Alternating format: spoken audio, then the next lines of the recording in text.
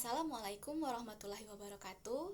Perkenalkan, nama saya Sofiandriana Moko Ago. Saya kelas 4D semester 4, jurusan Pendidikan Guru Sekolah Dasar, Fakultas Ilmu Pendidikan, Universitas Negeri Gorontalo. Adapun tujuan saya dalam pembuatan video ini untuk memenuhi tugas mata kuliah pembelajaran IPS di SD yang diampu oleh Bapak Muhammad Sarlin SPD MPD. Pada kesempatan ini, saya akan menjelaskan materi tentang media, alat, dan sumber pembelajaran IPS di SD. Istilah IPS di Indonesia dimulai dikenal sejak 1970-an sebagai hasil kesepakatan komunitas, akademik, dan secara formal mulai digunakan dalam sistem pendidikan nasional dalam kurikulum 1975. Dalam dokumen kurikulum tersebut, IPS merupakan salah satu nama mata pelajaran yang diberikan pada jenjang pendidikan dasar dan menengah. Mata pelajaran IPS merupakan nama mata pelajaran integrasi dari mata pelajaran sejarah, geografi, dan ekonomi, serta mata pelajaran ilmu sosial lainnya. Nah, pembelajaran IPS seharusnya melibatkan peserta didik secara aktif untuk berinteraksi selama proses pembelajaran berlangsung. Hal ini juga berarti bahwa pembelajaran IPS harus berpusat pada peserta didik. Pembelajaran IPS harus menarik serta memenuhi prinsip-prinsip pembelajaran. Proses pembelajaran merupakan kegiatan yang kompleks. Oleh sebab itu, untuk menjadi guru IPS yang berhasil harus memiliki sejumlah kompetensi. Salah satu kompetensi penting bagi guru yaitu menguasai model-model pembelajaran sebagai sarana untuk mendorong keterlibatan peserta didik dalam proses pembelajaran sehingga dapat meningkatkan hasil belajar. Nah, dalam pembelajaran IPS, tema-tema yang diajarkan kebanyakan bersifat teoritis, sehingga siswa memerlukan waktu yang lama untuk memahami materi-materi tersebut. Kesulitan siswa dalam memahami materi dapat dibantu dengan visualisasi media. Nah, seiring dengan pesatnya perkembangan media informasi dan komunikasi, baik perangkat keras atau perangkat lunak telah mengakibatkan bergesernya peran guru. Nah, guru tidak bisa lagi berperan sebagai satu-satunya sumber informasi bagi kegiatan pembelajaran para siswa. Oleh karena itu, guru membutuhkan media yang bisa dimanfaatkan sebagai sumber informasi. Baik, kita masuk pada materi inti yaitu media, alat, dan sumber pembelajaran IPS di SD. Yang pertama adalah media. Kata media berasal dari bahasa Latin yang merupakan bentuk jamak dari kata medium yang secara harfiah berarti perantara atau pengantar. Media adalah suatu perangkat yang dapat menyalurkan informasi dari sumber ke penerima informasi. Proses belajar mengajar pada dasarnya juga merupakan proses komunikasi, sehingga media yang digunakan dalam pembelajaran disebut media pembelajaran.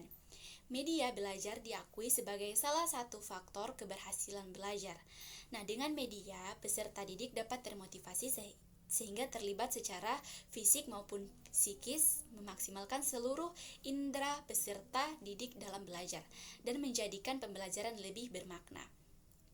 Nah, melalui media proses pembelajaran bisa lebih menarik dan menyenangkan. Misalnya, siswa yang memiliki ketertarikan terhadap warna maka dapat diberikan media dengan warna yang menarik juga. Begitu juga halnya dengan siswa yang senang berkreasi, selalu ingin menciptakan bentuk atau objek yang diinginkannya.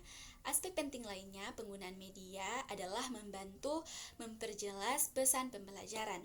Nah, menurut Saifuddin mengemukakan bahwa media pembelajaran dapat dikelompokkan menjadi 6 jenis, yaitu yang pertama media visual. Media visual ini berfungsi untuk menyalurkan pesan dari sumber ke penerima pesan. Pesan yang akan disampaikan dituangkan ke dalam bentuk-bentuk visual. Nah, jenis-jenis media visual ini antara lain gambar atau foto, sketsa, diagram, bagan, grafik, kartun, poster, peta atau globe, papan panel, dan papan buletin. Nah, yang kedua adalah media audio. Media audio adalah jenis media yang berhubungan dengan indera pendengaran. Nah, pesan yang akan disampaikan ini akan dituangkan pada lambang-lambang auditif. Nah, jenis-jenis media audio adalah antara lain radio dan alat perekam atau tape recorder. Nah, yang ketiga adalah media proyeksi diam. Jenis-jenis media proyeksi diam antara lain adalah film bingkai, film rangkai, OHP, opaque projector, dan microfiche. Nah, yang keempat media proyeksi gerak, dan audiovisual.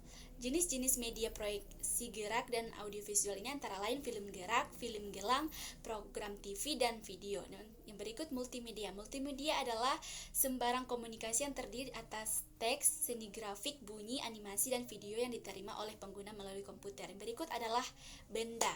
Benda-benda yang ada di alam sekitar dapat juga digunakan sebagai media pembelajaran, baik itu benda asli ataupun benda tiruan. Nah, yang kedua adalah alat. Alat merupakan alat bantu yang digunakan guru bertujuan untuk memperjelas informasi atau pesan pembelajaran yang memberi variasi dalam pembelajaran, memperjelas struktur pengajaran, serta dapat memotivasi siswa dalam belajar khususnya pada pembelajaran IPS di SD. Nah, berikut adalah jenis-jenis alat peraga. Adapun beberapa contoh alat peraga yang dapat digunakan dalam mengajar, yaitu yang pertama adalah gambar. Nah, gambar ini merupakan suatu bentuk alat peraga yang nampaknya paling dikenal dan sering dipakai.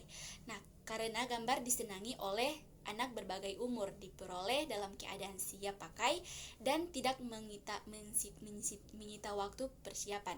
Yang berikut adalah peta. Peta bisa menolong mereka mempelajari bentuk dan letak-letak negara serta kota-kota yang disebut dalam buku teks.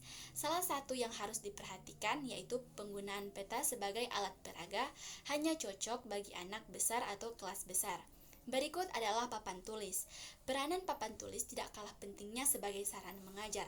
Papan tulis dapat diterima di mana-mana sebagai alat peraga yang efektif. Nah, penggunaan alat peraga ini dapat diharapkan dapat memperlancar proses belajar siswa serta mempercepat pemahaman dan memperkuat daya ingat di dalam diri siswa. Selain itu, alat peraga diharapkan menarik perhatian dan membangkitkan minat serta motivasi siswa dalam belajar. Dengan demikian, pemakaian alat peraga akan sangat mempengaruhi efektivitas proses pembelajaran yang diberikan kepada siswa. Nah, penggunaan alat peraga dalam pembelajaran IPS sangat penting dan dapat disesuaikan dengan pokok bahasan yang akan diajarkan pada siswa. Nah, alat peraga ini merupakan media pembelajaran yang harus dihadirkan pada pembelajaran di SD.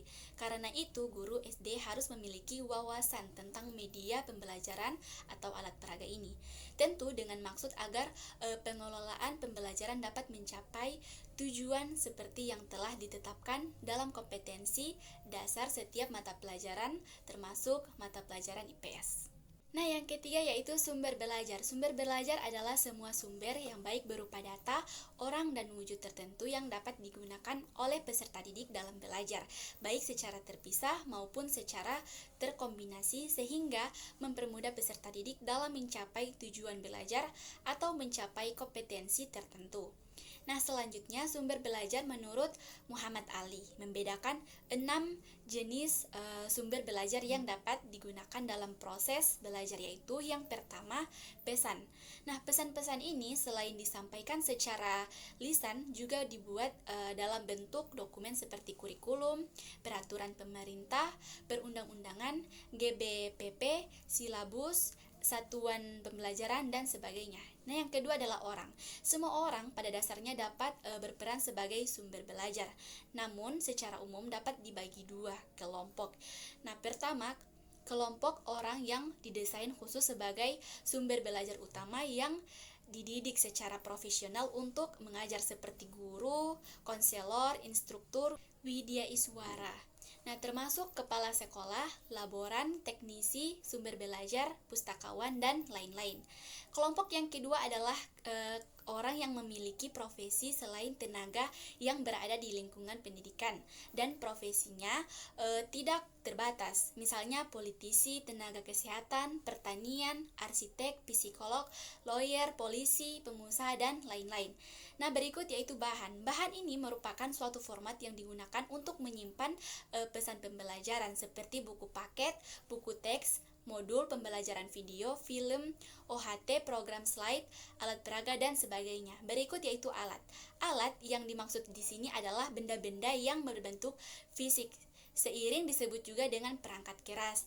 Yang berikut adalah teknik. Teknik yang dimaksud adalah cara atau prosedur yang digunakan orang dalam memberikan pembelajaran guna mencapai tujuan pembelajaran. Di dalamnya mencakup ada ceramah, permainan atau simulasi, tanya jawab, sosiodrama, dan sebagainya. Nah, berikut adalah latar. Latar atau lingkungan yang berada di dalam sekolah maupun di lingkungan yang berada di luar sekolah. Baik yang sengaja dirancang maupun yang tidak secara khusus disiapkan untuk pembelajaran. Nah, termasuk di dalamnya adalah pengaturan ruang, pencahayaan, ruang kelas, perpustakaan, laboratorium, tempat workshop, halaman sekolah, kebun sekolah, lapangan sekolah, dan sebagainya. Menurut Sujana, ada 3 jenis lingkungan sebagai sumber belajar. Nah, yang pertama adalah lingkungan sosial. Sebagai sumber belajar berkenaan dengan interaksi manusia dengan kehidupan bermasyarakat seperti organisasi sosial, adat dan kebiasaan, mata pencaharian, kebudayaan, pendidikan, kependudukan, struktur pemerintahan, agama, dan sistem nilai. Nah, yang kedua adalah lingkungan berkenaan dengan segala sesuatu yang sifatnya alamiah seperti keadaan geografis, iklim, suhu udara, musim, curah hujan, flora atau tumbuhan, fauna atau hewan, sumber daya alam berupa air, hutan, tanah, batu-batuan, dan lain-lain. Yang ketiga adalah lingkungan buatan, yakni lingkungan yang sengaja diciptakan atau dibangun manusia untuk tujuan-tujuan tertentu yang bermanfaat bagi kehidupan manusia. Baik, itulah penjelasan materi tentang media, alat, dan sumber pembelajaran IPS di SD. Semoga teman-teman bisa memahami penjelasan dari saya dan semoga bisa menambah wawasan teman-teman sekalian. Nah, jika ada salah kata dalam penyampaian materi dari saya, mohon dimaafkan. Terima kasih. Wassalamualaikum warahmatullahi wabarakatuh.